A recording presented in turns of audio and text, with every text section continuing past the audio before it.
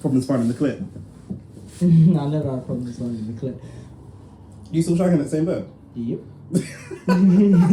Is this recorded? Yeah. Oh, I love it.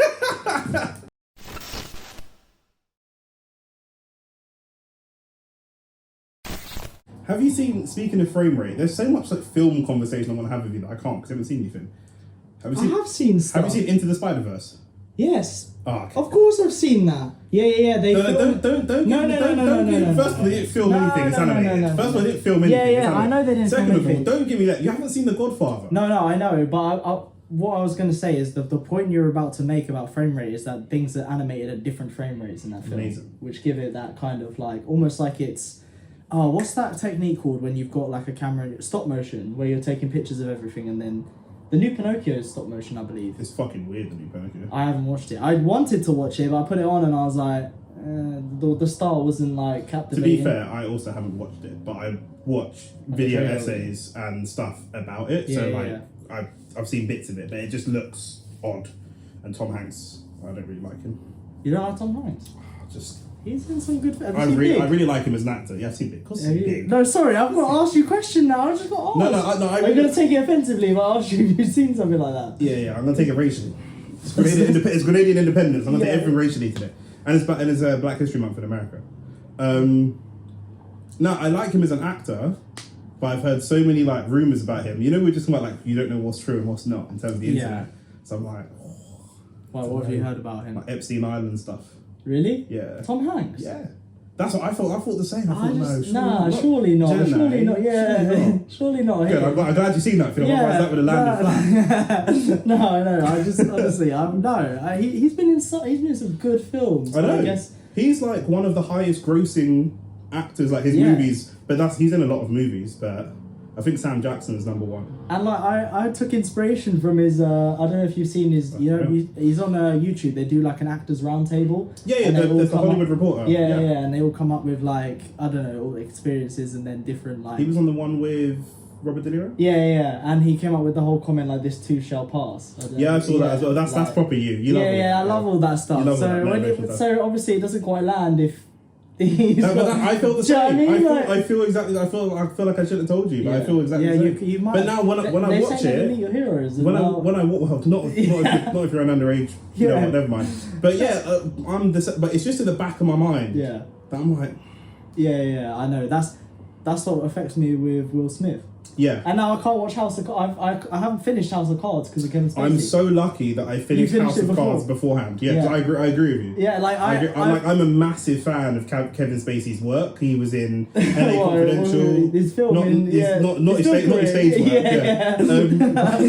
His film LA Confidential. Me and Eunice watched on like a film night, which would definitely be a movie we'd react to. It's proper good. Noir. He was in A Time to Kill where he plays a racist guy, but he just plays that racist scumbag so well. House of Cards, obviously, it's just he's so good at what he does. Yeah, and he is someone he was in Call of Duty as well, wasn't he? Yeah, and he is someone that just plays these roles that you can't imagine anyone else playing. Yeah, but then you can't look at him the same way. No, exactly. It was a similar thing for one of my favorite bands. I went to see Lost Prophets. And what's the guy's name? Ian. I don't know. I think it's called Ian Watkins. I think his name is. Yeah. I think that's it. But like when I saw him live, I was like, "Oh, this is awesome!" And then like, is he the guy that says all like the weird racist stuff?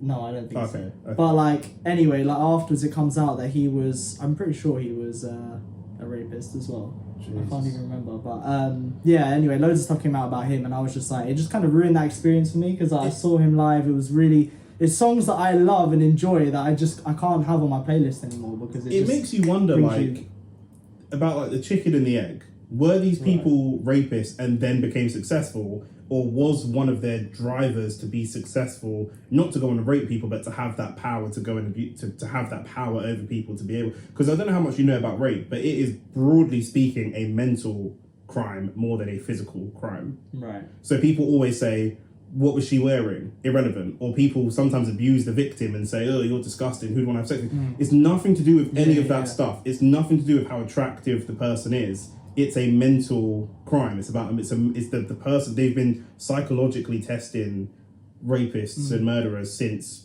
about the 40s or 50s. Okay. And overwhelmingly, it's mental emotional drivers, not physical drivers. there aren't very, very rare is it a man can't get sex, therefore he rapes someone in order to get sex. There's prostitution, there's all sorts of ways that you could go about getting sex if it was just sex. It's a mental and emotional crime. Most people are raping people that they know. It's people that that have broken up with them, or people that have pushed them away, and it's how it makes them feel as a power balance. So it makes you wonder, were those issues there, or did they become successful? Because this is what we hear about a lot of footballers, is that they make loads of money, they put themselves in these environments where they get constant yeses from loads of women, and then when they get a no, and the women they might get yeses from might all be 10s, and then they get a no from a 7, this isn't my view, but like in the world view, do you know what I mean? And then they take it really badly, like they have this entitlement, like who the fuck are you to tell me no? You get it with rappers as well. Yeah, well, you've read the book The Game, haven't you? Yeah. Yeah, so you know when he talks about negging, and then he talks about negging is like when you obviously know what it is. I know what negging is. I don't know if the viewers don't know. You're the expert. Obviously. Nah, but like, you know, when you kind of like you compliment someone but with slightly of an insult, so that it's like chips away at their self-esteem. Yeah, chips away at their self-esteem, but like in a like you still complimenting them, but like you're drawing attention to something that now they might feel a bit conscious about. But you also put yourself on a higher pedestal, because it's like all these guys think you're fit. Yeah. I think you're fit. In a kind of borderline disrespectful way. Now you have to get my approval for me to think that you're as fit as these guys think that you are. But anyway, to segue to my point, when he talks about that and he talks about approaching girls in a group, he always says like, the one that you want to get to know better, avoid talking to her. Like just like ignore her 100%. almost. Like put in all the effort with all the girls around her, or guys, depending on whichever or whatever sex you know that you're into. But talk girls fast. But yeah, like talk to everyone else in that circle, and then that girl that you're actually interested in will be thinking like, oh, hang on, why is he giving everyone else attention? What about me, kind of thing. And that's kind of like what you were talking there about there with the rape. It's like, oh, I can get any girl I want, and as soon as the girl's like, well, actually, I don't find you that attractive, it's like, well, hang on a sec, why don't you find me attractive? Right. But then like, to be honest, I've never thought about it in terms of like, obviously I know what rape is, but I've never sort of dug deep into, what's the psychology of rapists, or blah, blah, blah. So like, you know, those questions about, what's she wearing? Is she asking for it? Like, obviously I think that's dumb. Like, you know, like she's probably wearing something that she's confident in being in, like when she's out. But also, women are raped in all types of clothes. Men just make this analysis that if you are, you know, if you're wearing something, you know, revealing, you're going to be. Like but again, people have the view that rape is a physical crime. Which it isn't. Do you know what I mean? Overwhelmingly, it's people that are going to rape their exes that have broken up with them or stuff. Do you know what I mean? Like 90% of all rape cases are somebody that the victim knows personally. Not, you'll see it in movies where someone gets conked over the head and dragged into an alleyway. That's super minute levels of rape. That's really, really rare that happens. And when that happens, typically the person's probably going to get murdered. But yeah, I don't know. I just think it's like, you know, not interesting, but how much of that we have in society. Well, in terms of how often it's done. How regular. Yeah, we have, I think in the UK, because there's been a police officer, Dom knows more about it than me, but there's been a police officer that's been charged with all these different rape cases. And I Googled it this morning. There's like 90,000 rape victims in the UK every year. 90,000. That's wild. That's 365 days in a year. Yeah. Do you know what I mean? So, I mean, that's 300 women getting raped every day. In a fairly small country. And also they said apparently 1 in 4 women who's an adult, 1 in 4 will experience rape or sexual assault. So super huge. Those aren't small numbers. You wouldn't like your odds. 1 in 4, like huge. Going out in London one day, you just...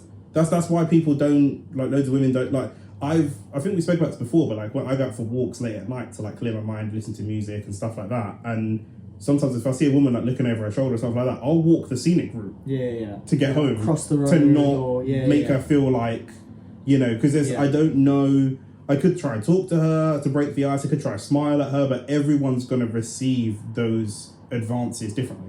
So for every person you smile at and they go, oh, he seems nice, you could smile at someone else, they'd go, oh my God, he's going to fucking kill me. Do you know what I mean? So I just don't like somebody viewing me in that light. I would rather take the scenic route and go home. But isn't that worrying, like the psychology of both ends of the spectrum there? Like a woman has to look around and be like, you know, am I safe on this side of the road? You know, like, oh, there's a guy behind me, like, I wonder if he has any ill intentions, blah, blah, blah, blah. But then the guy also has to think, shit, am I too close to this woman? Is she going to feel like not safe? Should I cross the road? Should it's just a reflection of where we are in society and how people like they're gonna if they're gonna walk late at night, they're probably not gonna have their headphones in. If they're probably gonna take the route where there's loads of lighting, they're not gonna go into parks or anything like that. And it's just a bit, I don't know, it's just a bit restrictive almost, and a bit like we shouldn't be thinking like that. You know? People should feel more free. A lot of people say, "Oh, it's the way things are these days," and I hate whenever people say that about these days. People say it when it comes to dating. Yeah. Oh, chivalry's dead these days. I hate these days. Yeah.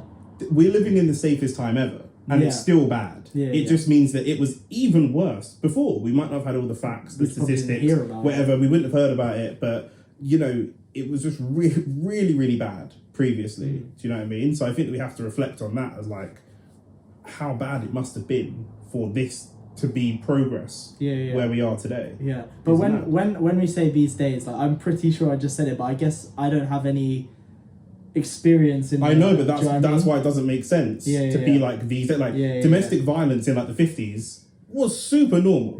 Super normal. But women always go, or like loads of people say, "Oh, I just want to romance like the 50s." You are romanticizing what things used to be like, based on movies and TV shows, when actually it wasn't like that. Like you could watch. You probably haven't seen Downton Abbey.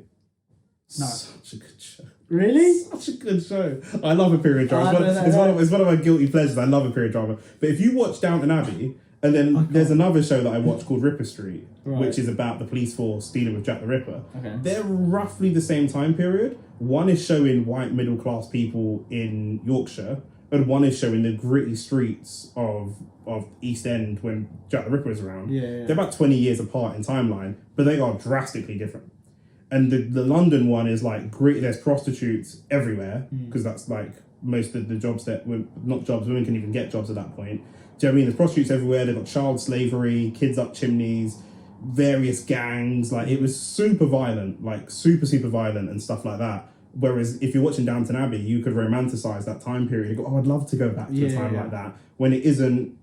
Do you know what I mean? Yeah, it isn't like it's not. That's not accurate to how you would have lived. Yeah, but that I was about to say, like, we could pull out the race card here, where like, you know how you were saying, we were kind of having a conversation off camera, like people don't really know about the black people that they don't want us to know about. 100%, and it's similar in terms of how these TV shows are made. They're portraying what they want you to remember about on that the time. Perfectly on that. There's a TV show called Bridgerton. Have you seen it? No, but you've heard of it? Yeah. So Bridgerton made a massive. There were loads of debates about it and stuff, because what it was a period drama at a time when everybody would have been white, but they've blind casted it, so they've made it mixed race of people. So in one way, they're trying to make it a good thing, because it's like, for black people, we don't have any of those stories. We don't have that we have that history, but not here in England. So they're trying to be nice and sweet and like, "Oh, you're welcome too." But in another way, they are. I know it's a fantasy show, but they are kind of, because people are thick, they're kind of miseducating people. So some people are watching it and not realizing how fake it is, and then saying to black people, "What are you moaning about? You've had lords and ladies since the 20s." We're like, "No, we haven't. We really haven't." So you're not giving us the chance to tell our own stories, because you're telling our fantasy stories. That's not accurate. Do you know what I mean? Yeah. So it had like a big. It didn't have the impact that I think that they were trying to have. Yeah. And I think the intentions were good, but I think the execution was flawed. But anyway, this whole thing started with rape and abuse of power and all this kind of stuff. But yeah, what happened with this police officer? Because like I said, you know more than me. He's your mate. He's not my mate. Sorry. We're not friends. Okay. But yeah, I mean, it came up on the news today that a guy called David Carrick was a police officer, and he's been charged, I believe, 12 different rape cases over the course of 2 decades, 20 years. Like, he's someone who was in power in this country, right? He's in the police force, and they're saying that he abused that power to get into the position where women were vulnerable, and used that to, you know, obviously rape women. And well, one, he was doing it for 20 years, which is a long time to kind of, nobody knew about it. Do you know what I mean? Like, in the police force, like... Well, we don't know that. Well, true. But it could have been, it could be buried. But, like, what I was trying to get at is that it's hard to believe that no one Yeah, no one could I have... categorically don't believe. I don't trust the Met as far as I can. I've got friends that are police officers. Don't trust the Met at all. They are totally different people when their uniform's on versus when it's not on. And I refuse to believe that nobody knows about it. And obviously, with him being, he wasn't like a super senior rank, because I heard someone talk about this on LBC. He wasn't a super senior rank, but so the person called into the radio and said, with him being in the police force for so long, he's going to hold a lot of weight. And they were saying the reporter, being a very lateral thinker, someone that always said you're too much of a lateral thinker. The reporter was a lateral thinker. She's thinking, well, his rank isn't senior. And the guy was saying, just because your rank isn't senior doesn't mean you're not a big figure in that. Do you know what I mean? There could be somebody that's a big figure in the Man United dressing room that isn't necessarily a captain or something like that, but they've been there for a long time. They hold some weight. Even if you look at like the corporate world, if you've been in your role, right, there you go. People have been in their role for a long time. They may not have moved up, but they're still tenured. So like, you know, if you want to get trained at something, you're probably going to ask the guy. Yeah, there's people that hold more weight on the sales floor than the sales manager. And sales manager is the manager and might make the final decision, but they might defer to that experienced person that's been in that company for a long time. Do you know what I mean? So this person will have a lot of, and the longer it goes on, the more incentive the police have to bury it, because the longer it goes on, the more they go, damn, we're going to look bad. Let's bury this. Let's keep burying it, and eventually, obviously, it comes out. But yeah, what a scumbag. But it doesn't look good for the police force, does it? That you have someone in your ranks who's supposed to be, obviously, you know, enforcing the law. That's actively breaking it. And taking advantage of his position. But I mean, we all make jokes, don't we, about police officers that like, oh, you must have been bullied in school and stuff like that. But that joke is not necessarily rooted in truth, but it's rooted in what people mean by that is you're just somebody that wants to get some power to abuse it. Do you know what I mean? That's been a stereotype of police officers, especially in the Met. I live in London. I can't speak to other police forces, but in the Met, the amount of people that you meet who want to abuse their power, especially people that are on the beat, so to speak. The people that move into the police officers that I've met in my experience that work in specialist units are pretty good. But they would have to have been there for a while to move into, do you know what I mean? I've come into contact with people in the child protection team or different things like that, and they're really, really, really good people.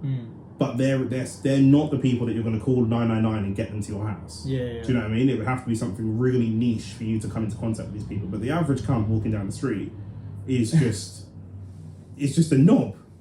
Large proportion of the time. Do you know what I mean? I mean, I don't really have many interactions with the police. I just have like a really neutral opinion on them. I've not really come across them.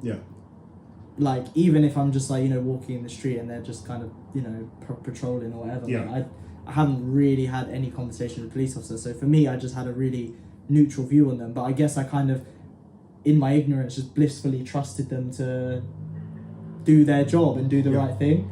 I think most people do. Most people in Britain who have never come... You can see a direct correlation between how much people come into contact with the police to how much they dislike the police. And that isn't just people that are committing crime, that's also victims of crime. On LBC again today, various women called up and spoke about... This woman called up from Canada and said she lived here, she was married to a man here and everything, and he sexually assaulted her. And based on how the courts went about that, she left. She lives back in Canada now. She's taken her child and she's gone. She said it's down to, she's a white woman. She said it's down to the criminal justice system. And so much, when you're young and black, people don't take you seriously in this regard, because they think you're committing crime, so you've got a dog in this fight. But so many people that I know, me and you know somebody that, well, you know through me, but somebody that's a victim of domestic violence, that has no faith in the police. When I used to work at William Hill, my old manager Simon, middle-class white guy, never committed any crime. He hates the police because of all his work interactions with them. Most people that come into contact with them are not very complimentary of the police. Do you know what I mean? In any society, the only time that I meet people that are neutral, people like you that just don't come into contact with them. They are really. But is that in a sense like kind of like not the nature of their job, but you know, they're kind of like, they're enforcing the law, so they're kind of not the bad guy, they're the good guys, but like when they're interacting with people, they're normally interacting with you because you're doing something wrong in their eyes. So but I'm saying, do you know what I mean? But I'm saying, I'll just give you 3 examples of people that are all on the receiving end of crime. Yeah, that's true. I mean, the William Hill, the William Hill managers only called up to say we've been robbed or someone robbed them if the guy doesn't like them. The woman is a victim of sexual assault from her husband. She doesn't like them. And then my friend is a victim of stalking and sexual assault from her ex, and she doesn't like them. So these are not people that are committing crime. These are people who are victims of crime, and it's part of the police officer's job to be able to be tough when they're with criminals and be able to do the opposite when they're with victims of crime. That's part of the job is not just chasing people down the street and putting them in cuffs. That's a small percentage of the job. You have to be able to do other things. Do you know what I mean? Yeah. So, although, sorry, I just as you were talking, I was thinking of one interaction. It's really tame with the police. But I was a little kid, but I was in the car with my mum, and she was just dropping me off at school, and like we were coming up to a roundabout. The police officer was on the other side, and we were on this side. So like obviously, when you're on a roundabout, like you drive, don't you? Yep. Yeah, you do. You know how to drive. So there's obviously you give way to the right, and she's on the other. There's obviously 4 exits of this roundabout. She's on the other side. Look to the right. There's no car. We can go. We go. Police car comes round and starts following us, and then my mum was like, "Oh my god!" And then she was like, "Oh, she's come all the way around, and now she's following pretty closely." Then she starts flashing us, and we're like, "Oh shit, we're getting stopped." So my mum pulls over to the side, and the police officer comes over, and she asked my mum to roll down the window, and then my mum's like, didn't coy, you know, she was just like, "Oh, sorry, police officer." Anyway, the police officer turns around, and she basically was like, "You do know that you should have given way to us there." And we were like, "But you were on the other side of the road." And she said, "Yeah, but if my siren was going, you need to give way." And it's like, but your siren was not going, and you were on the other side. So it just, that kind of like led into that. When you were talking about a power trip and wanting that status, it felt like she just wanted to tell someone that, 100%. Look, when I'm on the road, you give me right of way. And it's like, coming from where I come from the council estate and stuff, it's so important. The advice I'd give police officers is that your first engagement with a person, like Dom just said, is going to set the tone for how people are going to view the police overall. Dom might not remember the woman's face, he might not remember exactly what hair colour she had, whatever, but you're going to remember she's a copper. You remember the uniform if you don't remember the individual person. And so when you next meet a copper, that will be in the back of your mind. Yeah. Do you know what I mean? Like, I got stopped and searched. I don't know if I told the story before on the podcast. I got stopped and searched when I was going to like a booty call when I was younger. It's like 1:30, 2 o'clock in the morning. I was getting the night bus to this girl's house, and I just chucked some underwear and some condoms into a bag. And that's all the essentials. So the guy got there's three police officers come up to me. I'm wearing black Converses, black jeans, black hoodie. And they said, someone's just been robbed. Everything. That's it. So he goes, someone's just been robbed for their phone, and the guy was wearing, like, apparently, like, he couldn't see the details, but like black tracksuit, black trainers is all we've got to go on, right? A black guy as well. So I was like, okay, cool. And the two of them were really, really nice to me. Yeah. And they were like, look, just gonna have a quick look, blah blah. They said, where you going? Blah blah blah. I said, I'm going to see this girl. They went through my bag, found underwear, condoms, started laughing. They were like, oh, good lad, started laughing. Then at the time I was gymming quite a lot, so I had a picture on my background on my phone was my back tense to my muscles, and he goes, I was boxing at the time as well, and so he goes, yeah, obviously this is your phone. I don't think you would have stolen the phone and put yourself as the background. Do you know what I mean? So like, they were just cracking banter with me all the way, and then when they patted me down, he goes, oh, you're quite stocky, like, you know, what do you do? And I said, I box and work out and stuff, because he was into his training, so he started talking. So he goes, oh, you're quite muscly and that. And the third guy comes right into my face, I swear to God, and goes, well, we'll see how tough you are when I CS gas you in the face, mate. Me and the guys were just... And the other... CS gas? Yeah. What the fuck that's is that? That's not the tear gas. Is that there? Yeah, that's the spray. The spray. But why would you say that? There was no... And the other two officers, he was older, and the other two officers just looked so awkward, because they looked like... They wanted to say, shut up, mate. But he's obviously their boss. Yeah. So they can't. He's so they're stuck. They're stuck. And I was just like, that. So after that, my whole body language changed. So now when I snatched my phone back and I snatched my bag back, and I was just like, you know, the whole energy around this environment is now changed because of this one idiot. Yeah. Do you know what I mean? And they were cool. Like my was night bus, so they didn't come very often. So the bus was there. And they said, oh, we're going to have the person drive past and in a police car and identify if it's you or not. And I said, cool. But they actually held the bus for me. So they made the bus wait. But then everyone's there on the bus. Look at you. I don't know if you've ever been stopped and searched. I doubt it. Mm-hmm. But I've had a random drug search. The embarrassment of being stopped and searched is that everyone looks at you afterwards like you're a criminal. So obviously the person's driven past. And they said, no, it's not you. And the nice guys went, cheers, mate, have a good night and that. So I jumped on the bus. But now everyone on the bus is staring at me. You, yeah. Even when I was with my first girlfriend, she was quite religious and she was like big into her family. Well, she wasn't. She was filth, but her family were religious. So she, but they didn't believe in sex after marriage, obviously. Sure. Yeah. So, but the point is, her family and their friends were big in the local church. Yeah. So I got stopped and searched randomly once, but her family friends that I recognised from church were walking past across the road. I haven't done anything wrong, but it just looks really, really bad on me, despite the fact that I haven't done anything. Yeah. Do you know what I mean? So that's why, because I hear loads of people say like, oh, if you haven't done anything wrong, why do you want to not engage with the police? I know people that's had drugs planted on them and different things like that. People I know categorically don't do drugs, don't sell drugs, don't do drugs. And the police officer search them and miraculously there's some coke in their bag or something. It's like, do you know what I mean? Like, I'm just not having that. So for us coming from where we come from, we just try to disengage with them, period. Because you see so many people say, if you didn't do anything wrong, why are they running? Where I'm from, if the police try to chat to you, you're running. I'd rather run and gamble I can get away from them than have any engagement with them. Yeah, but doesn't it look worse? Yeah. Like 100%. it almost wasn't there a guy? But we don't trust them as an institution. That it already looks, from the moment they come to talk to me, it already looks bad. Yeah. Do you know what I mean? So this is the problem that we have again with some of these women. They are looking at an officer being near them since like the Sarah Everard thing and all that kind of stuff. They're not looking at an officer and feeling safe. They're now looking at an officer and thinking, I want to get out of here. Yeah. Where they should look at an officer and go, relax. Yeah. There's a police officer nearby, blah, blah, blah, blah. And it's like, you know, not to take away from the rape victims, but for us as young black men, it's a bit of vindication because we're like, finally, we've been telling you for 2 decades, that's how we feel. Yeah. And it was all like, no, why are you running away? And now when Beth or any of these girls see a police officer at night, they're like, fuck that, I want to get away. Yeah. That's how we felt for ages. Just because I'm running a gamble. I would rather just go home and be safe at home than gamble any interaction with you. What positive is going to come out of this interaction? Nothing. It can be negative or neutral. Do you mean? So I'd rather just get out of there. Yeah, and it does make you look guilty for sure, but I'd rather get out of there. Yeah, well, there was that case, wasn't there, where I think it was a Brazilian guy in when in London when there was the tube bombings. Yeah, they shot him on the tube because he started running and they shot him and he was innocent. Yeah, but it's just because he started running. Yeah.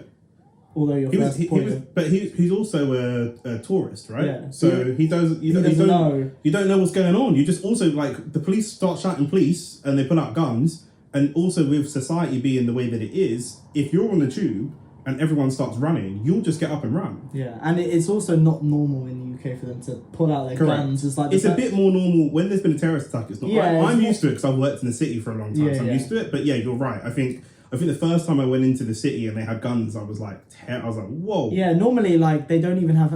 Wasn't there like a rule where like they couldn't have any handguns on them? They had like a baton and like tear gas or pepper spray. That's still a rule now. Only certain. Allowed. Yeah, police officers don't carry guns. Yeah, only certain units. So CO-19 units are the armed units. Yeah, If they've got a gun, there'll be a CO-19 unit. Yeah. And they'll have a Glock and a machine gun and a rifle. Yeah. But after, I will say, like, being in London after, we've gone off the rape topic again, we have to bring it back up. But being in London after terrorist attacks, that's the only time I felt safe with the police. Well, yeah, that's because that's what I saw them walk in. They give you that little nod, like we've got you covered. And I was like, thank God you're not here. That's the specialist unit you were talking about. Right? Exactly. Exactly. That's not like the typical officer that you see, like the normal Tom, Dick, and Harry. This is a guy that's a level above that's probably gone through extra training. Correct. And he's do you remember when I was at football? Were you there when I had a fight with Ben? Ben, is this the Duracell bunny? Yeah. I don't think I was there. Bro, this guy... I think I was there before that, and then like a couple of weeks later I was like, oh, he hasn't come for a couple of weeks. Dude, it is this guy. We were playing football, and this just goes to this this stereotype, because it is a stereotype. Even myself, I've had loads of bad interactions with police officers, but still, it's probably a very small proportion of police officers. Is he a police officer? This is what we're coming to. Okay. Me and Ollie, I don't know if you remember Ollie, the guy with the long hair. From Surrey Lions? Yes. Yeah, I remember. We got into a 50-50 challenge and we were arguing about is it a foul or is it not. Friendly argument, me and Ollie get along perfectly well. Yeah. Ben comes over and he goes, this fella thinks he's hard, doesn't he? Talking about me. Yeah. So I was like, what was that? And he comes, because this guy's just an idiot. Like, he's always making little comments, but he never says that out loud. He's just proper sly with it. Yeah. So he comes up to me and he bogles over. Police officers like to bogle. He bogles Sorry, over. one second. What the fuck is bogling? I'm Like not gonna lie. struts. He sort of struts over. He's giving it the shoulders. I've got a catwalk vibe. He proper catwalks over. Honestly, he proper. I've got, you know, in betweeners when Simon's doing the catwalk. This is what he does, right? Let me get into character. So I'm watching. This is what he does, right? He walks over and he goes, "You do know, I am in fact a police officer." He didn't say it like that. Ask anybody. I promise you. But why would what's exactly the reason for that comment? Exactly. What's the Your correlation? tea is going all over the place right now. It's fine. You're getting vocal. What's the What's the correlation? What's the correlation between us arguing at football and you being a police officer? Yeah. What's the so I was like, bro, I don't care if you're a police. If anything that was going to happen previously is still going to happen now. The fact that you're a police officer doesn't change anything. Like, what are you talking about? Like, you're a bum. So I just ended up cussing him for like 10 minutes because I was like, bro, you're a bum. Like, Jimmy, look at your highlights, bro. Look at you. I started cussing him. Yeah, and he sports Tottenham, and it's just the whole thing's a mess. He sports Tottenham as well. So anyway, then I found out after the game that he's not a police officer. He's a community support officer. Oh, well, he's one of them ones on he's the bike. He's a BCSO. Yeah. He's not even an actual police officer. But that just speaks to exactly the stereotype. Yeah, about because there's a bunch of guys that play football that are police officers from the old lot. Like, I'm not going to name them on camera, but loads of them, 4 or 5 of them are police officers, and they were like sergeants and inspectors. I didn't know that. You wouldn't know that because they don't bring it up. They don't have to. Yeah, but who does? Like, no. You know the police officer that plays with us on Mondays. Yeah. Them man don't know he's a police officer. Yeah. He doesn't bring it up. But this guy, who's the lowest ranked of all of the police officers that we know, decides to give it the big one, and he's not even a full-fledged police officer. It's normally that is so the psychology of these guys. That feels like a sense of insecurity, though. Like, That's to have to like bring it up. Do you know what I mean? Like, it's like someone who wants to feel like an inflated self-importance. Like, they might 100%. Just say, "Oh yeah, like I've got a Gucci," or like I've got a. But that's what leads them. Do you know what I mean? That's the psychology that leads them to committing these crimes. Yeah. Do you know what I mean? Because if he's committing these crimes, he's been found guilty of how many counts of rape?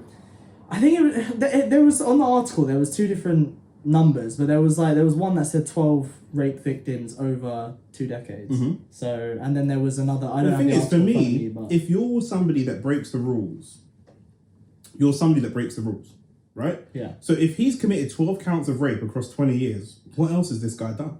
Yeah. Well, what else could he protect? How can you trust him to go and take down a drug gang, go into a flat and find $1 million in cash and not pocket some of that? Yeah. How can you trust this guy for every single case? It won't happen because the Mets are shambles. But every case this guy has ever, how can you trust him to not be under pressure to find this local drug dealer they might be looking for and not fit someone up? How can you trust anything this person says when he's out here raping, on average, 1 woman every 18 months across a 20-year period? You can't trust anything he says. You should probably go back through all his cases. Absolutely. Now that he's been, found guilty. Yep. And sentenced to prison. 100%. You should probably go back through all his cases, anywhere that he's had a hand in it, yep. investigating it, and actually do your due diligence. They won't, because the Mets are shambles. But if they had any self-respect, every case that him and Wayne Cousins and all these other weirdos, because if you commit rape, you're a weirdo. Like, I'm not trying to hear nothing about no childhood trauma and all the rest of that. We've all got trauma. You are a weirdo. You're a very strange, troubled individual. And they should go back and check every single case this person's ever touched across 20 years. Yeah.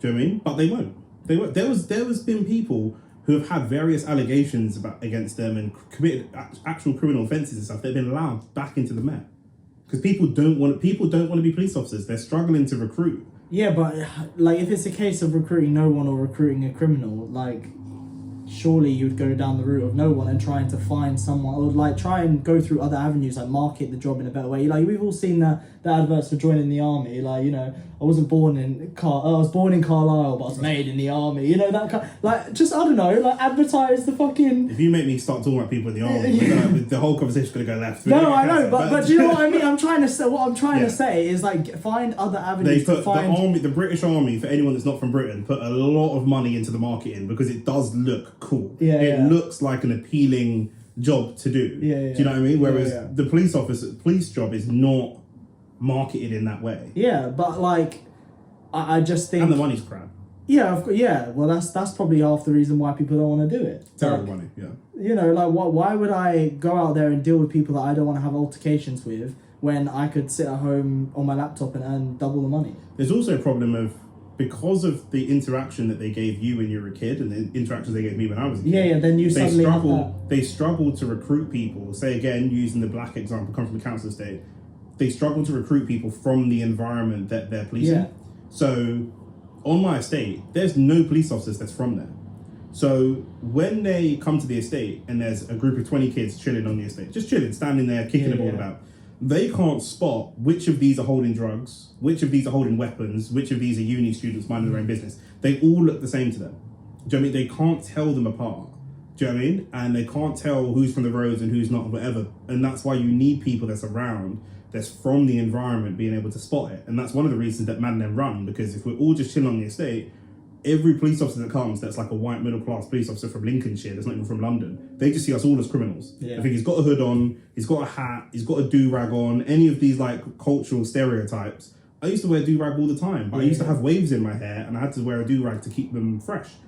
Do you know what I mean? Some of my friends got their hair braided. That's part of our culture. It doesn't make you... Yeah, but I get what you're trying to say, but it's also difficult to, like, you know, if you saw me walking down the street, you would probably think, oh, this guy's safe, like, he can't harm anyone. But what if, like, you know, there was another world where I was a criminal?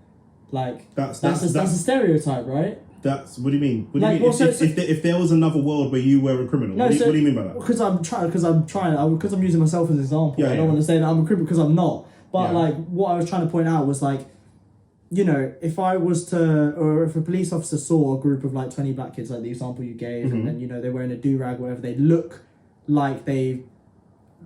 as in like from what we, I don't know, I guess, stereotype from movies or whatever.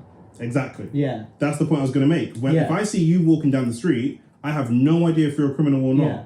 So what we see in movies, I don't know how many people are not aware of this, but movies are not in fact documentaries. Yeah. So that's not real. The police are supposed to have more information than just movies. You would expect that you might have these racial, cultural biases in your brain now as Dom, but you would expect that when you went into Hendon and done your 6-month training, that you would come out with better information. You wouldn't expect to be walking down the street with the same information you've got now. You should know what you're looking at, or like I said, you should be, if they hire people, because what you said wasn't, I don't think that's an argument in your favour. That's an argument in my, that's my argument. If they hire people from where we're from, then people will know. I know when I'm walking down the street, I know, when I was driving around with I could spot who was selling drugs and who wasn't miles away. Miles away. Remember when we were in King's Cross and I spotted, do you know what I mean? Do you remember that? And me and him were in King's Cross and we hadn't even got to the McDonald's yet, and I saw a guy with a dog and I said, I don't like the look of that guy. About 25 minutes later, he started kicking off. I can spot it from a mile away because I'm from here. Do you know what I mean? But if they don't hire people, and in fact, Dom said, nah, he looks all right. Do you know what I mean? Nah, he looks all right. You were wrong. No, I don't think I said that. Not like I'm saying, you were actually wrong the other way. Rather than you racially stereotyping the guy, you went the other way. You thought, nah, I don't see any problem. Yeah, but like, so like it can go. I'm saying it can go both ways. Of I think this guy's a criminal when he's not, or I think this guy's safe and he's not. And I think that was like the point that I was trying to get across is like the fact that it could go either way. Like they could think that you're a good guy and then they've messed up and now you've gone ahead and killed someone. If you were going to be in the police force, you have to get rid of all your biases. You have to try as best as possible. You're coming to a council estate, which is where we live. When you come to I've got to take you to my estate one day because I feel like you need to experience it. But there's nothing happening. There's nothing to be scared of. It's just we live in flats. We don't have a garden. So we kick a ball about in front of the block. We could just be standing there talking about whatever we're talking about, just kicking the ball back and forth. Just chip, but we don't have it. There's nowhere to go. So people are like, it's not like in an area where people have gardens and have loads of stuff to do and they're chilling on the street. You think, why are they chilling on the street? When we're chilling on the street, we're not chilling on the street. We're in front of the house. My house is literally here. It looks like we're chilling on the street, but my estate is in an enclosed cul-de-sac environment. Do you know what I mean? And we live in blocks. I'm sitting at the bottom of my block, unless you want me to kick the ball in the house. Do you know what I mean? So it's not that suspicious. This is the equivalent of us sitting in a garden. Do you know what I mean? I think it's probably the stereotype. Like, I know you were saying they need to get rid of the biases, but it's probably the stereotype of being in a council estate and just assuming that more crime takes place there, or like that's not more crime takes place there, but like I don't know, it's more of a dangerous environment than, you know, walking in Richmond Park or something, you know? Sure. Like that's probably like the assumption that they make. But like, I get your point. They should be trained. That's a fair assumption, but there's still ways you go about it. Yeah, for example, you have to have a credible reason to stop and search someone. Yeah, they can't just stop and search someone for no reason. And just being young and black and sitting in your garden is not a good enough reason. Otherwise, we're going to get stopped and searched every day. Yeah. And so it's what we're supposed to do. Yeah. Do you know what I mean? And then if you stop and search these people, and you create a bad environment for these people, they're not going to want to join your police force. And then it's going to be a perpetuating cycle of never getting people that's from the environment. And they're going to constantly pick the wrong people. Someone like Beth's brother could not see the difference between... I'm trying to think of like who's a black person that's really chill. Like Daniel Kaluuya. Do you know Daniel Kaluuya? Yeah. He couldn't see the difference in someone like a Daniel Kaluuya and someone like... Do you know the rapper like Nines? No. What black rappers do you know? Like Well, UK rappers. I'm testing you now. My bad. I don't know, just 50 Cent? Fair enough. Go 50 Cent. Fair enough. I was just trying to think of like... I was trying to think of UK people, but it still works out the same. He couldn't see the difference between Daniel Kaluuya and 50 Cent. To him, they're the same people. They're the same people. And that sounds ridiculous, but if he walks up to an estate and there's 5 50 cents with all the tattoos and we're still got old school 50 Cent, not now. Yeah. But like with the tattoos and all this kind of stuff, and then there's 5 Daniel Kaluyas, well educated, well spoken. He couldn't see the difference. Right, all he could see was there's a group of black men. Yeah. And that's that. Do you know what I mean? So like even for like if we use people we know, you can see a different. I don't know. Could you see a difference between characters of the man that we play football with? Yeah. Who's like the louder guys? Who's the more chill guys? You're one, the louder guys. Ant is chill. Ant is super chill. So they come to the estate. Anthony's perfect. My boy Anthony's white. They would come to the estate when we were younger and see me and 10 me's, 10 Anthony's, and just throw us all in the van. Just everyone. Everyone. But why are they? No, but why are they? What's That's what causing I'm saying. them to throw you in the van though? Like, bro, obviously they're going to come and try and stop and search us. Someone like Anthony, who's chill and not committing any crime, might be like, bruv, why are you trying to stop and search? No, I don't want you to stop and search. You have no reasonable cause to stop and search. So then it becomes an argument. And then once it becomes an argument and their ego gets hurt, you go in the van. Now everyone's in the van. I don't know. That just baffles me. I just like... So that's not an effective way. Like you're going to turn people like Anthony who are cool against you. But it just feels like they're almost searching for... like just to cause drama for the sake of it. Almost. That's how it feels to us. Yeah, but that's what it sounds like, just from how you've explained it. It doesn't sound like there's any... You know what? We've heard that there's something going on in this area. You guys fit the description. We're just going to have to stop and search. Like, honestly, like, it doesn't feel like there's any reason in there. It's just like, oh, fuck it. We see a bunch of kids outside on the estate. Bro, they look like they're aggressive. The recruiting is really, really poor. The training is really, really poor. The recruitment process is poor. Like, it's crazy. Do you know how much stuff a police officer has to do wrong to get kicked off the force? It's mad. What? Like, apparently rape 12 people, but that's as far as it goes. Like, you can have endless complaints against you and you'll stay on the force. That Wayne Cousins guy that killed Sarah Everard had like 5 previous sexual assault allegations. He's still on the force. Like, it's terrible. Who wants to do... The man that we know that the police officer, I look at them and I'm like, bruv, why do you want to do this job? Like, why... And if you're in danger, you're supposed to feel like, you know, I always have the police there to call, but... He's dead. It's... Yeah, they're not going to be there on time, probably. Like, it depends on, you know, the scope of the emergency. But it depends on the... Are you about to get shot? Depends on the postcode. Postcode, yeah, true. It's a complete postcode lottery. Yeah. If you get stabbed in your area, you're like much more likely to survive than if you get stabbed in London. Yeah. If you get stabbed in London on a Friday or Saturday night, you're probably dead. You want to try and get stabbed on a Tuesday if you're going to get stabbed. Yeah, well, that's why you don't find me out on Friday and Saturday nights. I hate going out on Friday or Saturday nights. Yeah. Like, do you know what I mean? My boy was stabbed and killed after the Wales game. Like, it's a mess. So, speaking of rapists, yeah. Moving on.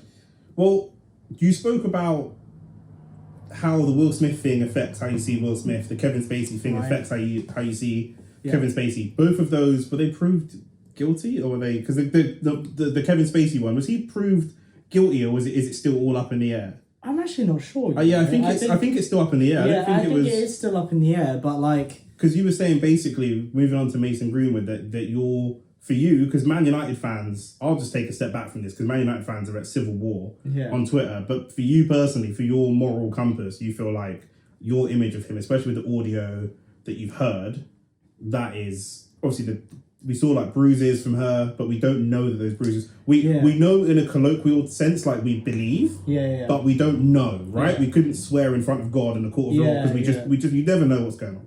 So, but for you feel like there's enough, especially with the audio, that your view of him is tarnished. Yeah. And so even if he comes on the pitch and scores goals, it's not going to feel so. Yeah, well, somebody asked me the other day, like, would you still support Man United if they allow him to come back and play? And I still support the club, but it's just like, it does kind of tarnish your view on it a bit if they were to allow that, because, like, he's I don't agree. Well, he's not. He's free, right? But whoa, yeah.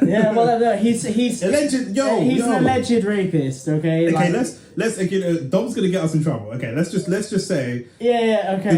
The charges were dropped, so he hasn't been proved to be a rapist, but he hasn't been proved to be innocent, which means that it's just gonna stay up in the air and be a debate for all the rest of time. So it's never gonna end. The charges were dropped because a witness, I think we know who that witness is, decided to change their statement, which happens very often in these cases because, like I said, lots of people that are sexually assaulted and raped, it's somebody that they know. So, and sometimes I've even heard of some women moving away from celebrities and millionaires and all the rest of it, but some women just feeling bad, genuinely feeling bad. Like if I were to rape, where she would go, I know you did this bad thing, right? But I feel bad sending you to prison. You know, you know, and to us, we're out of that situation. Send this motherfucker to prison. But for her, it's like, I don't know, you know, and that when you're not in that situation, it's easy to look at the woman and say, well, that's just stupid. Just do this. But when you're emotional, I'm not a very emotional person. When I hear allegedly, when people's emotions are involved, they make different decisions. But just want to get the wording right. So sorry, my wording was completely off there. But essentially, like, we can't categorically, like you said at the beginning, we can't categorically say that he did anything wrong, right? There's just pictures of bruises and blood, which could have happened, you know, from other sources. She could have hurt herself, for example, or fallen over or whatever. But obviously the voice note is the thing that's probably more, I don't know, just kind of condemning in a way, because it's, or more damning is probably the right word, because, like, we've heard him speak in interviews, right? And then but then I've also heard people give the argument that, you know, people saying that the audio is doctored is crazy to me. Well, that's like, crazy. You know, everybody has like strange kinks, right? So like some people, you said there was a thing there's actually a kink where people want to be treated. Listen. Yeah. Listen. I'm not saying you do it, but I'm saying it exists, right? Don't bring me into this conversation. Right, okay. In any capacity, right? Anyway. You read it online. It wasn't me. Alright. Look what you're trying to do to me. No. I'm not saying this. I'm not saying you do anything. I'm just saying, like, Black History Month, you know. No, I'm saying you're knowledgeable, innit? You just know a lot of things, right? Anyway. So, okay, if for me, it's like you kind of have to agree with what the court's decision was, right? They chose not to investigate further. In the eyes of the law, he's innocent. So it's like in that... No. In the eyes of the law, he's not guilty. Yeah, okay. Not guilty and innocent are not the same thing. All right. In the eyes of the law, he's not guilty. Correct. Right? So in that sense, it's like if he was coming to play for the club again, there are other footballers that have had incidents of rape where they've carried on playing football and it hasn't tarnished their legacy. Like Cristiano Ronaldo, he was allegedly or accused of being... And he settled his out of court, right? Like, he paid her. I don't know how that was settled, but like... I'm pretty sure he paid her. Do you see what I mean, though? Like, he's been accused and he's continued his career anyway, and I still am a big fan of Cristiano Ronaldo. So it'd be kind of hypocritical of me to not be a fan of Mason Greenwood if he's not guilty by the eyes of the law. That's true, actually, because you're a massive Ronaldo fan. I'm a huge Ronaldo fan. So do you not have to be a fan of Mason Greenwood? Is that what we're saying? You have to be a fan of Mason Greenwood. Otherwise, it's just racism. Well, like he'll back the Portuguese guy, but he won't back the mixed race guy. As I was saying it, I was like, oh, damn this it. Kind of, one of those moments. You're gonna burn your Al Nassr jersey. But he's off the mark in Al Nassr. He's banging goals. You're still happy for him. Anyway, I think like I would. I don't know. It would be difficult to go past it. What do you think the club should do? I think they should just release him as a player. I think as a brand as big as Manchester United, I think so, yeah. I just don't think it's worth it. Like, if it was a player like Messi or Ronaldo, you might go above and beyond to try and keep the positivity around the player and kind of work on his PR. But, like, Mason Greenwood, I think he's a talented football player. I wouldn't say generational, as I know some United fans would say. But, like, I think he's a talented football player. I think he could have been, like, special for United. But now, with that over your name, like, I think Nike... he's not.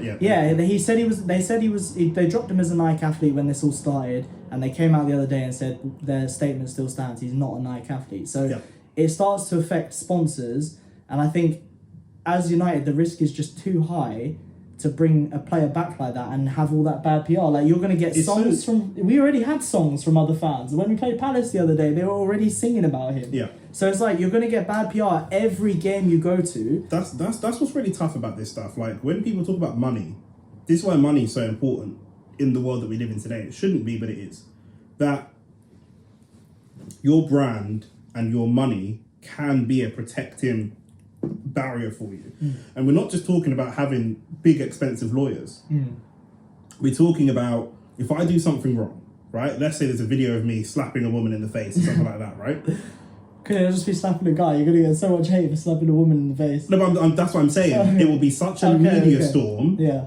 If I've got enough money, I can go and do certain things to try to counteract that. Whereas if you're the average guy walking down the street with a 9 to 5 making 30 grand, you don't have the money to change the narrative.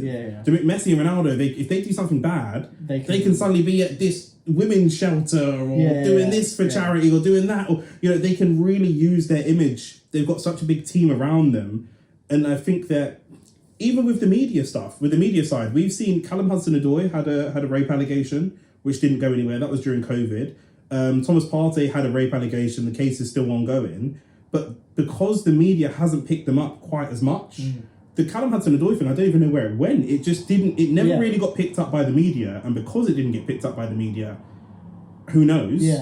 But because Mason Greenwood is very, I was going to say vocal, visible with his girlfriend, everyone knows who his girlfriend is, they're not a power couple, that's just going insanely I was going to far. say, that's... But they're very well known as a football couple, Yeah. although they're quite young. So the media's picked it up, and the media really is the one putting pressure, which is good. I can't stand the British media, but it is a good thing in a way of putting pressure to at least see this thing through. We've now seen it through, but let's say with someone like Thomas Partey, this situation with Partey could so easily go under the radar because he's not English, because he's not...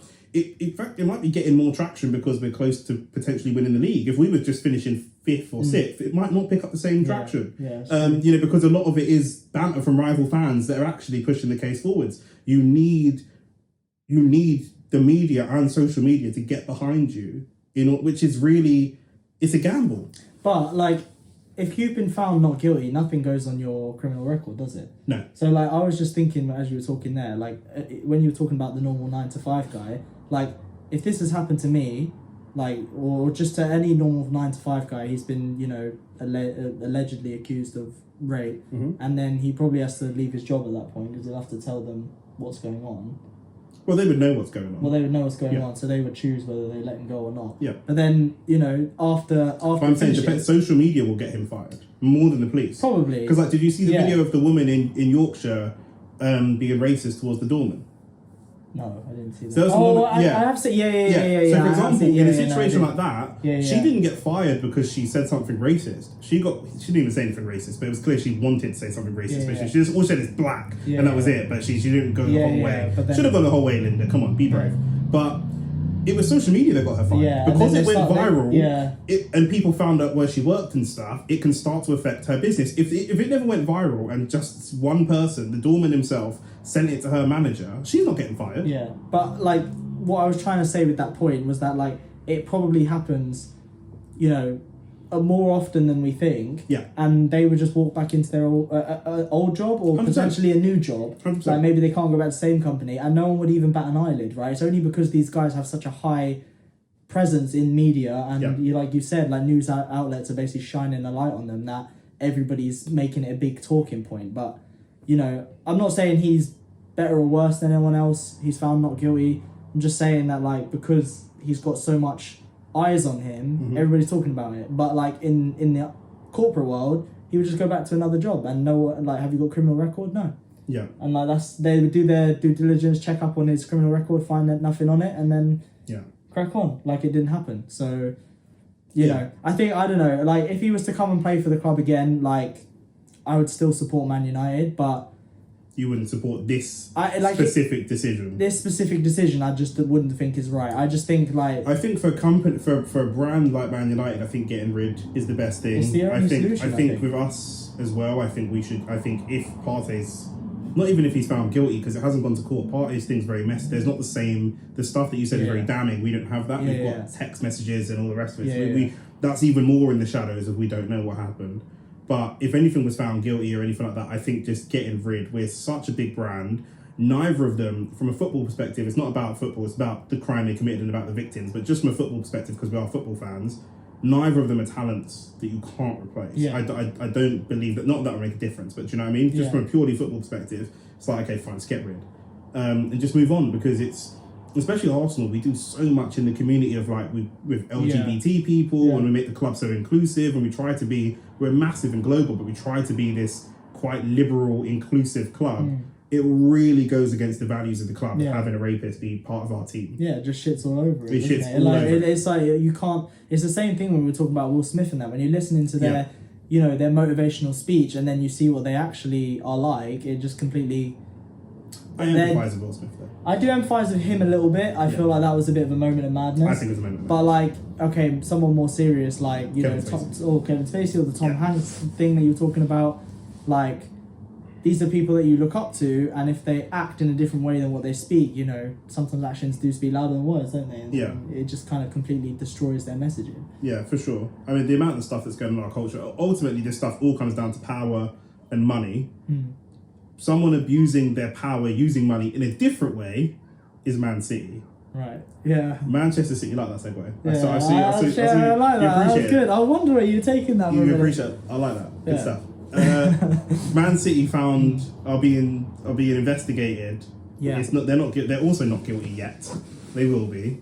Yeah. Well, I mean, they were charged by UEFA initially, and now this is a charge by the FA. 4-year investigation. Yeah. And they found... 4-year investigation going back about 10, 15 years. Yeah. They're going back to... So they went from, I think it was 2008, 2009 to 2018. Yeah. So that was the 10-year span they were looking at. Got you. Yeah.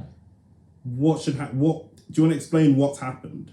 Well, I don't know the full...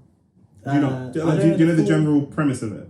Well, I heard that they've basically been falsifying sort of their accounts. So they can only spend a bit... Man City got taken over in the mid-2000s by a super rich...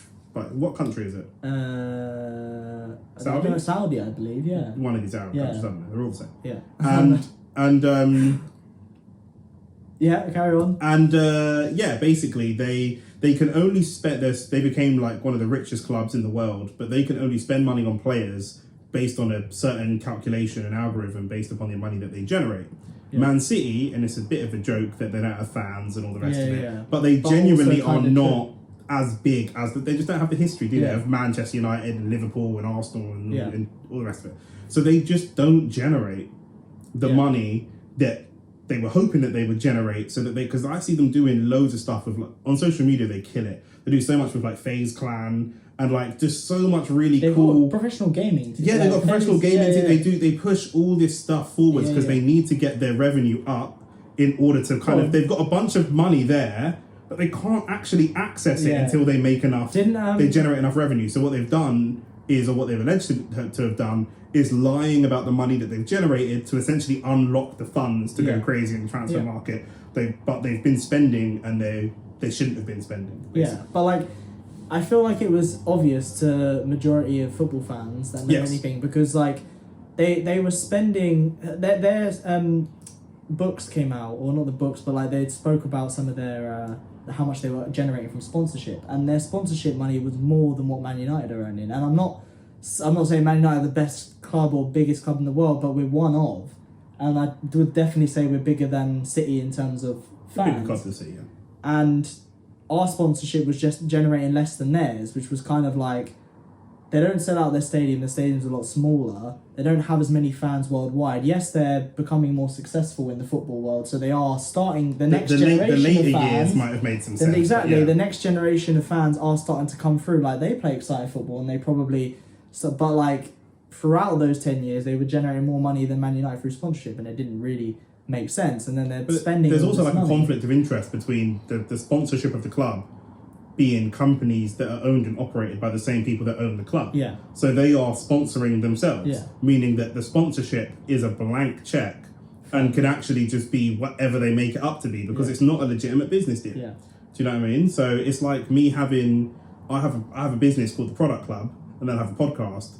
This podcast being sponsored by The Product Club. But they're both mine. you paying into yeah, it's your what I'm own... paying yeah, myself. yeah. So it's completely... It's completely false. It's completely fictional. And then have you seen the emails that have come out? I didn't see any of these. Oh, there's new emails that came out literally today of them emailing some other middleman and saying... No, emailing their sponsor saying basically, like what I said about the blank check. We'll want some money from you, but we don't know how much yet. We'll let you know, but just kind of like keep the money to one side for now, blah, blah, blah. Basically, we're going to go into... Basically, what they're doing is they're spending first, and then they'll working out how much they need to generate, and then making up how much they've generated based on that, rather than trying to generate money and then the other way around. So, yeah, what do you think should happen? Do you know what? I've seen people say to kind of like take away anything that they've earned over those years. Sorry to cut you. Juventus had a similar thing in the Italian league, and they lost 15 points. Yeah. For context. Yeah. So, like, I was going to say, that was what I was going to lead on to. I think they should face, like, a points deduction or potentially relegation and fine. But I don't think anything should be done about anything they won in the past. Do you know what I mean? Like... You don't want a retrospective title? No. I just, like, imagine some of the moments that we'd missed. Like, the Aguero moment, that was fucking heartbreaking as a United fan. It would be so funny to just erase that from history. Yeah, do you know what I mean? Just suddenly be like, oh, they did got a statue of it. No, I know, but they did win it, but they didn't. Like, do you know what I mean? Like, it's like... And... I'm kind of in agreement with you. Like, the Olympics do that though, don't they? The Olympics would take away. They go back because someone's got like a silver medal. Once someone's been found to have been doping from like the 90s, they've gone back and said, "Here's your gold medal that you got like 20 years ago." That's different because it's mostly individual. Individual achievement. Also, it's not. It doesn't take away from what the players achieve. Like, the players, I don't think have any fault in that. Do you know what I mean? They've just been told that this club wants you, this is the amount of money they're going to pay you. I don't think the players would have had any idea about... I think that players should take more responsibility. You reckon they should take responsibility? Because I think... If I'm a 17-year-old wonder kid, I appreciate 17 is too young, but I think this is going away from the financial topic, but when people say, like, let's say Enzo Fernandez flops, right, and then people say, and I don't think he was a good player, I'm just saying, just an example because it's expensive. If people say, well, he didn't choose 105 million, did he? No, but he kind of did, though. Do you know what I mean? Because players have, when they've got a contract and stuff like that, they are choosing. If Saka wanted to go to City, he could not sign a new deal and go with 1 year left on his contract and go for a cut price, or run his contract down and go for free. Yeah. If he signs a 5-year, 6-year deal, and then next season, and he'll know what his transfer worth is. He will know. His agent will know. They will know. His agent will be constantly working to see what the best deal is. Working with Arsenal, they will know. They have to take some responsibility. If they then go, if Arsenal say to him, listen, you signed this new deal. We want to. There's a release clause in it. It's 200 million. He knows when he goes to his next club, he's going to be the 200 million pound player. That's part of his... He knows that. Yeah, I get that. But, like, these players and also the wages. People always say... But loads of people that I know, and I don't want to be, like, taking the piss out of people's jobs and people's financial situations and stuff, but, you know, people go, oh, he didn't choose the money. When you're at a senior level, you do. Yeah. I've been in recruitment firms where I've had friends or myself that's below target, and they've taken them into the office and said, you're the top paid recruiter in this building. Do you know what I mean? Fucking find a deal. That's what we pay you for. Do you know what I mean? Like, when you are making decent money, maybe not when you're on minimum wage, when you're making decent money, they will tell you. You have salary reviews every 6 months, every 12 months, and they will say to you, you're not pulling your weight, we're paying you a shitload of money, and you're not doing what we want you to do. Do you know what I mean? You do get in trouble for making too much money. That does happen in the corporate world. Oh, 100%. The more money you make, the more pressure. Pressure and more culpable. That's kind of why you're paid. 100%. Like you have expertise that we need, but you now need to perform. They go, oh, well, if you were Sancho and you were offered, that's not his fault. No, it is his fault, though, isn't it? Because he's negotiated that, so he's mounted a ton of. If Sancho came in for £25 million on 45 grand a week, he would not be on the same pressure that he's on for being a 75 million pound player on 100 grand a week. You've done that to yourself. Yeah, but like it's his success that has brought that fee, commanded that fee, right? Of course, he's gone away and performed, so he's now worth that. No, but Man United aren't paying him to perform at Dortmund 2 years. No, I know. We're paying him to perform. No. But you pay the transfer fee, and then the wages are then discussed. So in that regard, I understand what you're trying to say. The wages are very much on the plate. Yeah, right. And I get that. But then, what we're talking about with the City situation, say you're Kevin De Bruyne at Werder Bremen, or I think that was it Wolfsburg. Werder Bremen.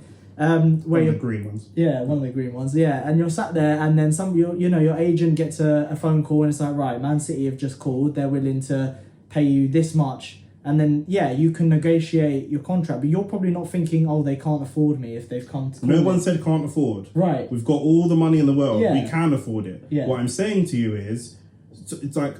So why should they take responsibility? Footballers don't have the same interview process as employees. No, of course. But one of the questions you might ask in an interview is, what does success in my role look like? Right. What does 6 months, 9 months look like for me when I come in? And if they say to you, well, 6 months for you, Dom, looks like 15 goal contributions and blah blah blah blah blah, and you look at it and go, that's big. That's a big. I don't know. Do you mean you might not say, okay, I'll have £375,000, please? You know that that pressure is going to be there. Right, but then I don't understand. Just because they offer you, have you ever turned down a job before? Yeah. Okay, so there's lots of people that have turned down jobs. I've turned down jobs when I was younger in recruitment. Someone's come to me and goes, "Oh, we've got a job here. It's X amount of thousand. You can do this, do that." And I go, "What kind of targets have you got?" And I go, "Oh, we pay you good money, but the targets are really high." And I go, "Yeah, I don't think I'm ready for that move yet. Yeah. I'll take a year. I don't think I'm ready for that move." So again, in the normal corporate world, we're two average guys. We've both turned down jobs because we've gone, actually, that job's not right for us. Right. So it's not acceptable when it's footballers. People go, "Oh, well, they offered them the money." That's just stupid. So okay, but tie it back. That's talking about pressure on players and choosing their pressure. I'm talking about yes. But we were talking about players taking the blame for what's happened above them at City. I don't. But they would know. The players would know that they're part of that. But it's like the difference between somebody. Okay, so for example, in boxing, we've seen some people taking steroids, right? Taking a pill and taking steroids, injecting steroids. But then sometimes, But sometimes we have also seen some athletes taking steroids not knowing, because the coach is putting steroids into their food or injecting the steak, and they've got a dodgy deal with some farmer from. Do you know what I mean? So sometimes they don't know. But it's the boxer's responsibility to choose his trainer. And if that trainer has a known reputation it's got a history of doping his own athletes over the last 10 years, the boxer has to take some responsibility for that. Yeah, no, but that... And this is financial doping. So if the agent is looking at Man City and they're going, you guys don't make this much money. This doesn't make any sense. You guys don't generate this much money. You can't afford to buy my player for 65 million. And they go, listen, mate, trust me, mate. Then, because that's how it goes. Trust me, mate. It's going to be fine. Then the player does know. Yeah. And if they can prove in emails that there's been skepticism and they've gone, "Don't worry about it, mate. We'll buy all your siblings." Well, that's the thing. Then the players do know. But I just think that the players. It's not good enough to just go, "Oh, they're just a guy doing their job." No. I know, but I just think the players wouldn't even. That's probably not something they. I just don't think that's something that crosses their mind. Bullshit. I don't think it is. I think they're sat there thinking, I'm playing for Werder Bremen at the moment, Werder Bremen, and Man City are knocking on my door. I want to play in the Prem. They're offering me the money that I want. I'm going to go, and that's how. But then I believe that they're in the wrong for that. I think that's their responsibility to do that. They make all the millions in the world. They can pay a financial advisor. This stuff is public information. Right, people have said this about Man City for years. It's not come out of the blue. Everybody has said this about Man City. These guys are in the football business. On my old recruitment sales floor, we used to have a financial advisor on the sales floor because people were making upwards of £250,000, £300,000 a year. Yeah. That's not that much money. But these guys are making £250,000, £300,000 a week. Yeah, they will definitely have financial advisors. But then you've got players like fucking Phil Jones, for example, who gets 100 odd K a week for sitting on the injury table. Do you think Phil Jones has a financial advisor? Yeah, probably. 100% he does. But what, he wouldn't be sat there going, oh, I don't think United would pay me this much to sit on the injury table. But is it going to come? You have to check. Is this going to come like, you're back? paying me how much? Is this going to come back and bite me in the arse? It's no different. It's no different to what Man City are alleged to have done. What Man City are alleged to have done is fraud. Yeah, that's a crime. That's illegal. Yeah. So if this was away from football and I was committing fraud, but I was using your bank account or whatever, or I was selling drugs and I was using you are what we call an accessory. Right. So depending on how much the players know, the players could be accessories to that fraud. So I'm saying if we can prove that the players knew that, if they didn't know. Right, because you see it's in like money laundering and stuff. If you had no idea I was using your business to money launder, then that's fine. But if we can prove that you did know, and you said, well, you can use my business, but I better get 10% because blah blah blah, and you did know, then you are an accessory. So they shouldn't be completely immune from that. Okay, if there's communication evidence, then that's what I'm saying. But like my initial thought is that these guys at the top are crooks, and they're trying to do it all under the wraps. Even Pep said in an interview last year, I think, he said, look, I've had conversations with them, they told me it's all by the books. And if I find out that it's not, then I'm gone. Well, we'll see if he leaves. And like... I think points deduction or relegation, and I'm leaning more towards relegation, to be honest with you. And you just want them away from... They're not in the league this season anyway. They're not a threat to us. They're a threat to you guys. If you're losing to Everton, I don't know. We're 5 points ahead of them with a game in hand. You said you got to copy and paste the first half of the season to the second half. You've already failed in that one. No, we haven't. Everton. We lost one game. Yeah, exactly. Right, So calm down. Got plenty of time. But listen, there's plenty of games left to play. Listen, it's smelling.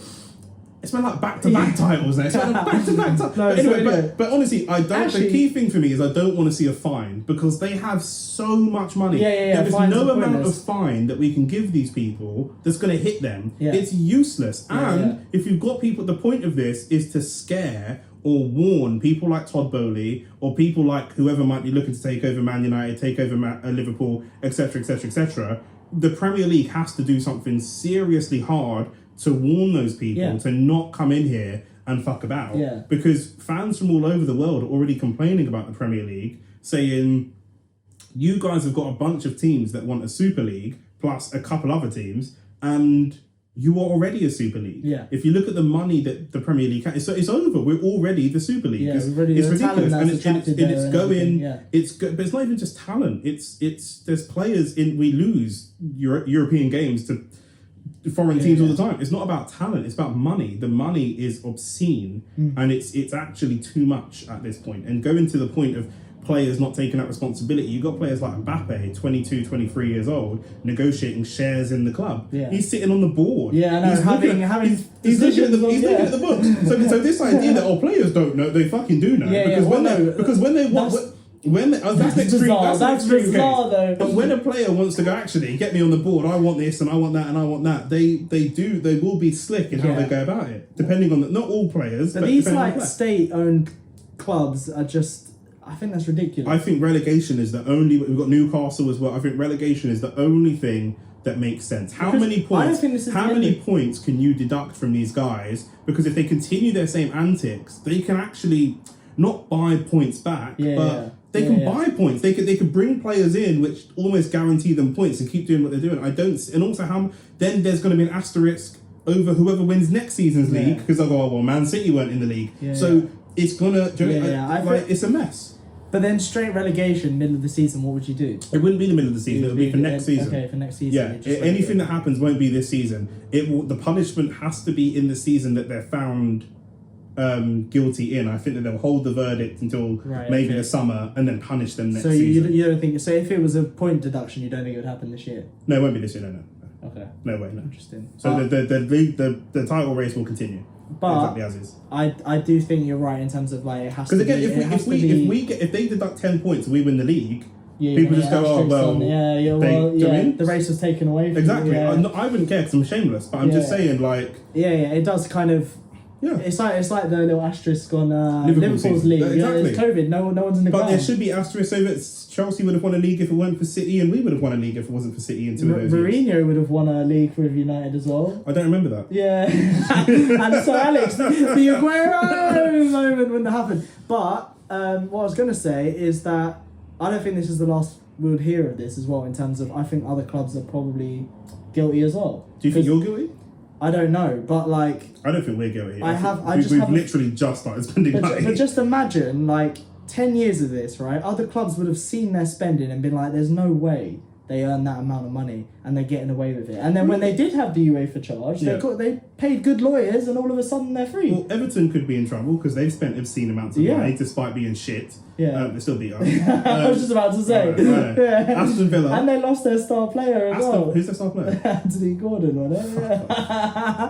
Yeah, to Newcastle and they lost, didn't they? Or they, they did. He's shameless as well. But yeah, Newcastle, obviously it's a warning to Newcastle. Even for us, we just started spending money last 2 seasons. And when we started spending money, we started getting warnings from FFP. Yeah. And we were like, well, we spend... I think the only club that needs to worry now is Chelsea. Yeah, 100%. Like, 100%. After their little spending spree recently. Chelsea need to win. They need to, win, but they need to... The problem that Chelsea's going to have is Todd Bowley's going to need to find... the club that does this the best, actually, is Tottenham. Tottenham does this the best. Tottenham generate good money because they have loads of events. They have boxing at their stadium. They have the NFL at their stadium. They're holding out on naming rights to get the best price. They generate good money, and their money making is up here and their money spending is down here. Yeah. But so he runs the business, Levy, really well. Whereas Chelsea's fans are very old school. They're very football purists. They're very English. Do you know what I mean? But if they have to start doing NFL games and stuff at their stadium to make they will not like that. Nah. They're going to enjoy spending the money, but they're going to have to make some contingency to make that money back. Yeah. And that's where I think that there's going to be a clash with them and Bowley, because they need to do more stuff than just football. Yeah, 100%. To start Chelsea, making money. there's no way Chelsea... and Chelsea's a huge brand, but they will not be happy with a lot of the stuff that will come with having this owner spending all this money. They need to generate more money. But they are also making contracts longer so that they can spread the fee out. I think it's called amortization or something like that, where you basically spread. So it's not like you were saying about like Mudryk or how much was he? 100 million in the end. So 100 million, but it's spread out over 8 years. So that fee is a lot smaller on the books for that financial year. So like, by doing that and being clever about the contracts he gives out... That is clever, but it means that in 2 years' time, they will be stuck. Yeah, if they don't win anything, going to be added to that. If they don't win anything for the next 2 years, and I don't know how good Potter is for that team, we're going into football talk. But I think that if they don't win anything really soon, they'll have this huge bill, and they crucially will not be able to sign anyone, because what they've done is essentially given themselves 50 mil a year every year to start the books already. On the books already. So then they've got a really limit. And then the problem that you've got is if these players don't perform, they'll need to generate money by selling them, and they will not be able to sell these players. Yeah. For £100 million of the money that they're on, if Mudryk comes in and doesn't, I think he'll do well. Just as an example, if he doesn't perform for a season or two, and suddenly he's 23 years old and he's not really doing it, they're not going to get back the money. The resale value isn't going to be there. So it's a really risky strategy. They need top 4 this season. Instant If they don't get top 4, kind of strategy. if they don't get top 4 next season, they'll be in real big problems. They have to get it next season. The amount of investment they've put into that squad. The manager and the system and the tactics. Yeah. The whole thing is not. I don't think he's going to get the time. You've got Arsenal. Do you know what? They might replace City. That might be the best chance they've got if City get relegated or drop points. But you've got Arsenal, Man United that look quite good. Newcastle's there. And they haven't even started. They haven't even started their real spending power yet. Yeah. But yeah, it could be scary hours. That 4th spot, Liverpool, if they could come back strong. Yeah, they've been looking. That 4th spot could be really dreadful at the moment. They do. Did you see their top scorer in January was someone who scored 2 own goals? I think it was a Leicester player. Like literally all their other players, like I think like Salah has 1, like literally Nunes has 1. And then there was a player, I think, I can't remember his name, but he was a Leicester player, I think scored 2 own goals. And that's that phase. Yeah, and that's their top scorer. The worst thing is he's a really good defender. Yeah, I know. He's a really good defender. That looks really bad. To score 2 own goals in one game is awful. It's unfortunate. Yeah. But yeah, Man City, I think relegation would be my preferred method. I think it's the thing that scares people the most. Yeah. Because if you look at someone like Newcastle with all the spending power they've got, they'll look at Man City, depending on the amount of points, because how many points could you deduct? 10? maybe 15 from City. Yeah, I think like you can't deduct 20 points. No, that's. Do you know what I mean? So probably half of what they have. That's what I'm saying. So if they deduct 10, 15 points, someone like Newcastle, who's on a slow build, will go, yeah, we'll take that. Yeah. Do you know what I mean? Because we're not winning the league right now, Yeah. or the Champions League right now. So we'll break these rules because they're not expected to win anything for 5 years. Yeah. So they're happy to break those rules. It has to be a punishment where you look at it and think, "Fuck, we can't deal with that." Like also, a season in the also the Championship. Champions League. Like if you're United wouldn't do it because you're too big. But some clubs would go, "I'll happily take I'll break the rules, build a super team, lose 10 points." Still be competitive in the league, top 4, top 5, but I'll win the Champions League. Yeah, that's why a fine is an absolute no-go for the punishment. Because like, there's so many clubs that could. This is also why City was so desperate to win the Champions League. Yeah, it makes sense. Do you know what I mean? But they couldn't do. If they could win the Champions League, then they could deduct points. And in a season like this, if they lost the league to Arsenal by 2-3 points, deduct us 10 points. Fine, we lose the season, but we win the Champions League. Everything's all fine. But relegation. Which players would you take? They would lose a lot of players. To get into our team right now, Bernardo would be the first one I wanted. Bernardo's a quality player. But he's such an Arteta player, and he plays multiple positions. He could fill in for Odegaard, he could fill in for Xhaka, he could even do a job out wide. He could play so many different positions. His work rate is phenomenal. Rodri looks terrible. I was about to say that you don't want Rodri to replace Partey. I think Partey is better than Rodri, to be honest. I think it's competitive. I don't think he's not so clear better than Partey that we should mess up the dressing room based on that. Do you know what I mean? It's not a good enough upgrade. But yeah, he looked awful. He was terrible in that game against Spurs. Yeah, woeful. He was the worst player on the pitch. They just look in disarray. No, he was the worst player on the pitch by far. The worst. He was the one that got caught in possession by Højbjerg all game. He just balls getting stuck on. He looked awful. He didn't look in that Partey Casemiro conversation at all. Do you know what I mean? Spurs actually played better when they don't have Conte on the sideline at the moment. It's true. I don't know if that had any impact on it. Do you know what I mean? Like, he could be gone at the end of the season anyway. He might be. Yeah. He might be. That would. Yeah, I think relegation. It has to be relegation. Yeah. It needs to be something where it's going to. Do you know what it is? They're going to lose players. They're talking about.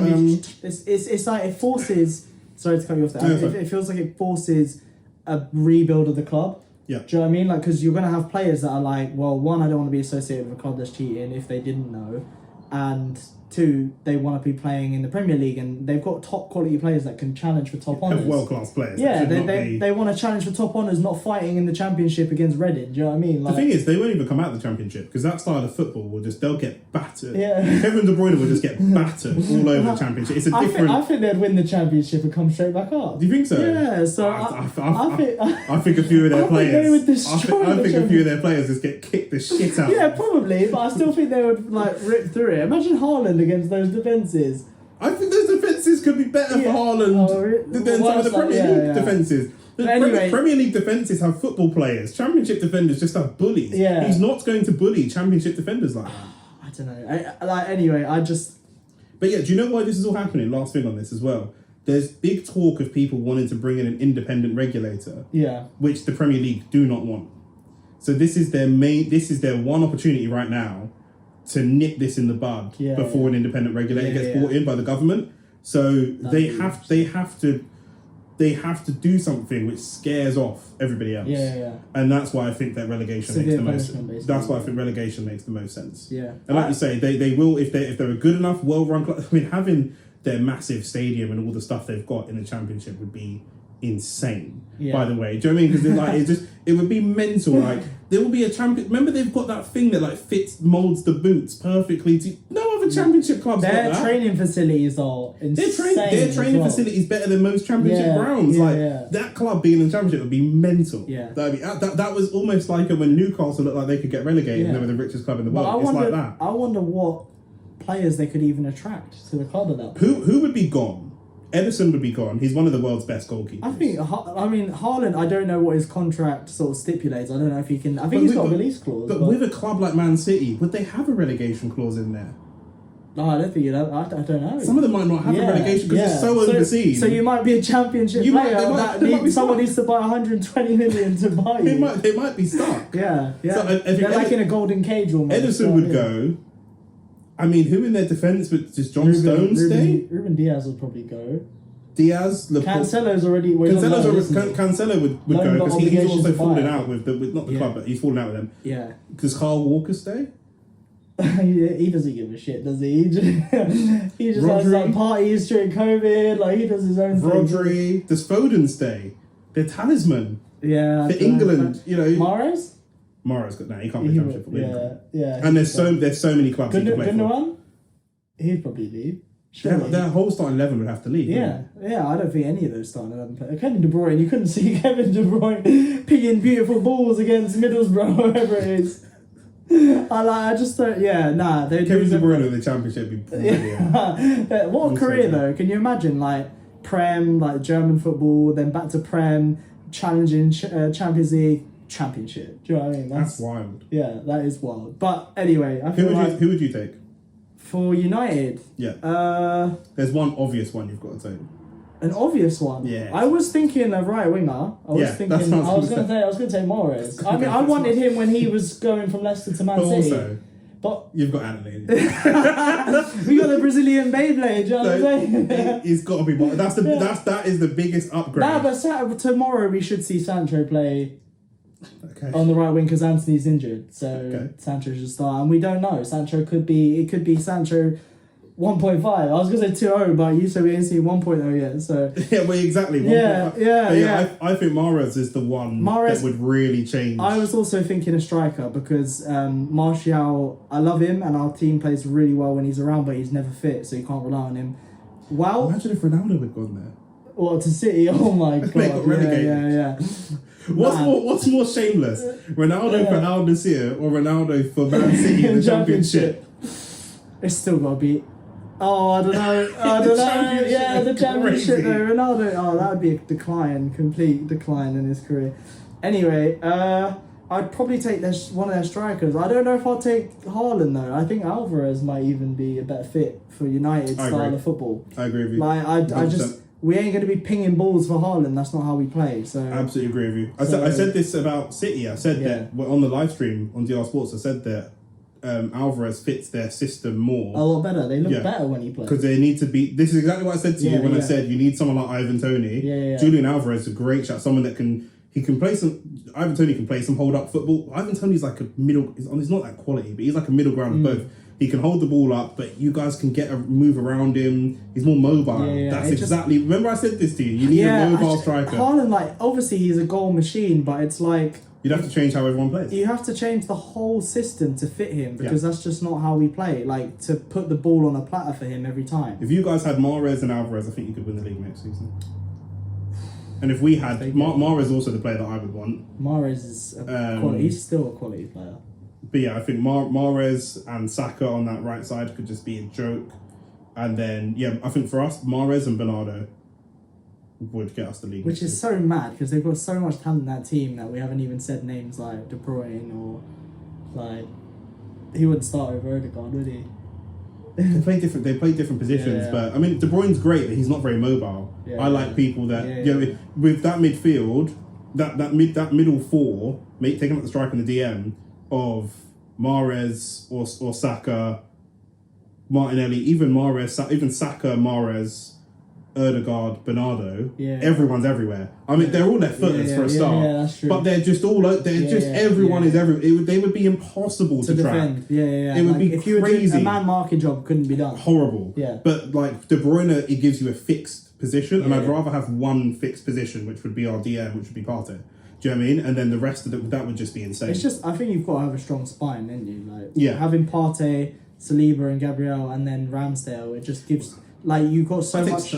We just got Jakub Kivior, so I wouldn't take Stones, but Stones would have been a shout. Stones over Diaz? Or who's that? They've got Laporte as well, haven't they? Sounds English. Yeah. Alright, well, you need to fill Homegrown. You need to fill quota. Yeah. I'm trying to think of the other players. Edison? Who plays left? Edison. Yeah, for De Gea, that's an upgrade and a half. I love Dave, but he's done, isn't he? I don't think he's done. He's done at United. I don't think he's done. We're extending his contract. I think he'll still be at United for a long time. You guys got Tom Heaton. I do think we need someone who plays who can play with their feet more than De Gea can. I don't think he just incites too much pressure on the back line. Yeah. Like, even against Palace, I know he made a save that eventually, like, that was a match-winning save because it didn't end up in a draw. But he also, a moment before that, punched the ball, which landed just outside for a shot, and then it kind of deflected and nearly went in. And I'm just like, yeah, he made a match-winning save, but that kind of just makes up for the other situation that he created before. Do you know what I mean? Like, also, I guess Edison for us as well. I love Ramsdale, but I think Edison... I think Edison and Alisson are known to be the better keepers in the league. Yeah. With their feet and still making. Even if he didn't saves. start, I just think what a second keeper. That Yeah. would, between them, whichever one starts. I don't think they'd be happy. Like, can you imagine having Ramsdale and then fucking Edison sat on the bench? He'd be vexed. But yeah, anyway, that's like we've gone on a massive tangent. That's fun. That's hilarious though. But what is your message for the podcast? We've talked about rape. We've talked about Man City, and we talked a lot about breaking laws. This podcast, this episode, crime, breaking law. Yeah, I think my message is just obviously it's not relevant to these people. These people are bad people. Yeah. But I'm not as trusting in the criminal justice system as Dom is. Do you know what I'm saying? So for me, I set my own moral compass that I can live with. And I guess my message for the podcast is the veil of ignorance. Okay. Do you know what that means?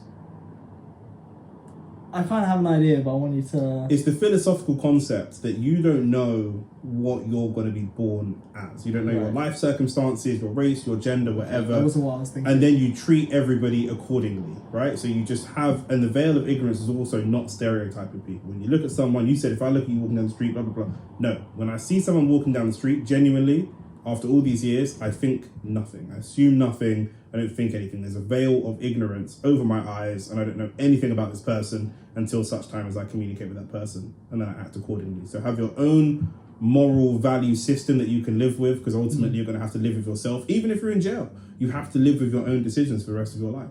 Do you know what I mean? So that's down to you to make those decisions and have a veil of ignorance over yourself when you communicate with anybody.